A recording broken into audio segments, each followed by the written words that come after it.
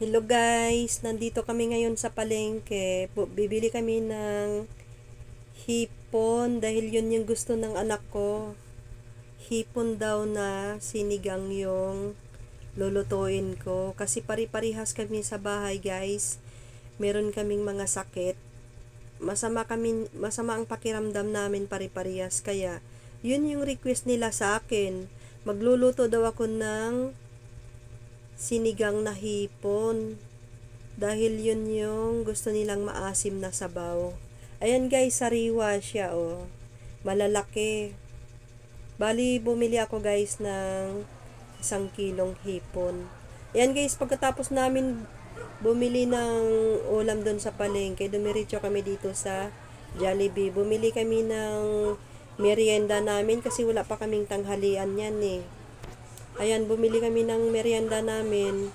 Tinake out lang namin siya guys. Doon na namin siya kainin sa bahay kasi naiwan yung asawa ko tsaka yung isang anak ko sa bahay.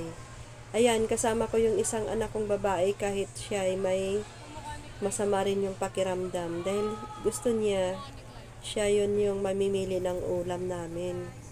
Yan guys, pagkatapos namin mag-order yun sa Jollibee, ayan, pauwi na kami niyan. Bali, pag galing ka ng bayan, pauwi sa amin, magbabiyahe ka ng almost 30 minutes. Simula dito sa bayan, papunta dun sa amin. Yan guys, naka-tricycle lang kami niyan. Ayan yung madadaanan namin guys. Oh. Tingnan nyo yung lugar namin dito. Halos dito na kami sa probinsya. Probinsya kami ng Bulacan. Malayo kami sa bayan guys. 30 minutes pa ang biyahe namin. Kung gusto mong kumain ng masarap na ulam, kailangan mo pang lumuwas dun sa palengke namin. Kasi dun sa namin, dun sa talipapa namin, yung mabibili mo lang dun, halos manok lang, baboy, tilapia, yan lang yung mapipili mo dun guys. Hindi katulad pag pumunta ka ng bayan, marami kang mapipili ang ulam. Yun nga lang, mahal ang pamasahe. Pag galing ka sa bayan, papunta sa amin, 70 yung singil nila. Pero, doon naman na yun bababa sa dito na rin bababa sa harapan ng bahay namin. Pag special yun guys. Yung iba naman kasi, nagaantay pa ng kasama, pauwi doon sa lugar namin. Kasi sa lugar namin, marami naman lumuluwas papunta sa palengke. Bali pag mag-single ka lang, pag halimbawa pala marami kayo kung kasabayan, halos yung per head mo is 25. Eh pag special mo yung tricycle, bali yung singil nila 70 pesos. Yun guys, madadaanan namin yung bagong tayo na dito. Bagong tayo ng subdivision. Makikita nyo yan guys, ang ganda. Bali, lahat dito na tinatayo, single detached. Yan guys, bagong tayo lang na subdivision dito. Konti pa lang yung nagagawa eh. Ayan, nakikita na. Malapit lang ito guys, dito lang sa labasan namin tong subdivision na to. Yung pangalan ng subdivision na to, Orchard Subdivision. Makikita nyo yan guys sa Google. Ito yung barangay namin guys. Ayan, pagdating namin, ayan, nagkainan na kami. Wala kasi kaming tanghalian yan. Yan lang binili namin, merienda lang. Kasi pagkatapos na ko naman dyan, pagkatapos namin magmerienda, mag-uumpisa na ako magluluto ng hapunan namin yan. Ayan, bumili lang ako niyan ng coke float tsaka yung burger, yung merienda namin. Ayan, natapos ko na magmerienda doon. Kaya ayan, sabi ng anak ko, mag-umpisa na daw ako magluto. Kasi sabi niya, kakain na daw siya. Gusto niya nang humigop ng maasim na sabaw. Yung lulutuin ko dyan guys, hindi ko na nilagyan ng mga gulay, kagaya ng okra, kangkong, sitaw. Ang nilagay ko lang dyan sa niluto ko, sibuyas lang, kamatis, sili. Tapos, nilagyan ko lang siya ng usbong ng sampalok. Bumili lang ako ng halagang 10 pisong sa usbong ng sampalok. Akala ko kasi guys, yung 10 piso kong usbong ng sampalok, marami na eh. Kapiranggot lang pala yun. Ang konti-konti. Hindi mo kasi makikita na konti lang kasi yung ano niya, yung pinaglagyan, pinalubo nila yung plastic. Kaya hindi mo siya makikita guys na marami, kung marami o kunti lang.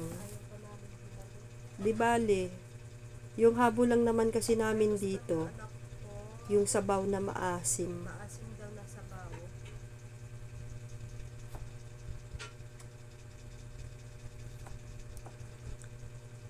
Yan guys. Inuumpisahan ko na siyang isasalang. Dahil pagkatapos ko daw magluto niyan, kakain na daw sila. Bali, nagbukod ako niyan ng 4 na piraso na hipon. Dahil yung gusto ng asawa ko, yung kanya, ibubusa ko daw. Ano siya eh, parang prituhin mo lang. Lagyan ng magic sarap, asin, Ito lang guys, yung pinunta ko paminta, yun yung gusto niya. bumili lang Pero ako kakain pa rin siya niyan, yung sinigang na yan. ng 1 kilo. Kung mapapansin mo guys, Mangga na hinog. yung boses ko dito, talagang masama pa yung pakiramdam Ganyan ko. kami dito guys, pag meron kami Iba pa yung nararamdaman. boses ko eh. Dito kasi sa lugar namin, halos yung mga tao dito meron ng sakit. Tapos Siguro gusto guys nila sa yung panahon maasim na sabaw. na mainit siya sa tanghali, tapos pagdating ng gabi, malamig. Kaya siguro nag-uso dito yung sakit sa lugar namin.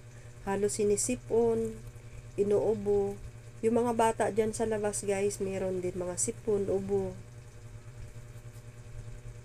Hawa-hawa na.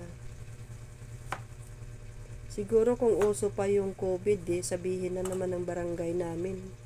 Mga tao dito, mga ano na, may mga COVID na.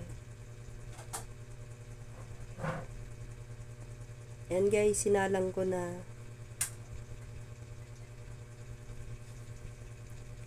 Minamadali nila ako niyan.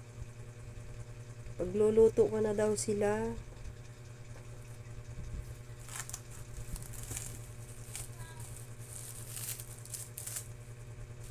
Bali, bumili ako ng 1 kilong, ay hindi, mahigit siguro 1 kilong mangga yun. Nilagay ko yung usbong 1.5 kilong mangga na hinog. Yun kasi yung gusto ng asawa ko pag masama yung pakiramdam namin. Gusto niya may prutas, tapos yung sabaw maasim. Ayan guys, tingnan nyo, 10 piso kong usbong na ano, sampalok, yun lang. Ang kunti-kunti. Yun lang yung nilagay ko dun sa ano ko, sa sinigang kong hipon, kamatis, sibuyas, sili na green, tapos usbong na sampalok. Ito yung hipon ko guys. Lalaki siya oh.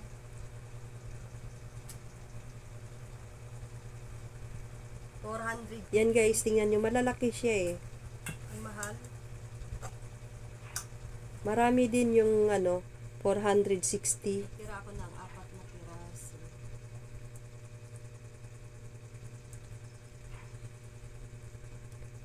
Ayan yung sa asawa ko. Gusto niya yung busa.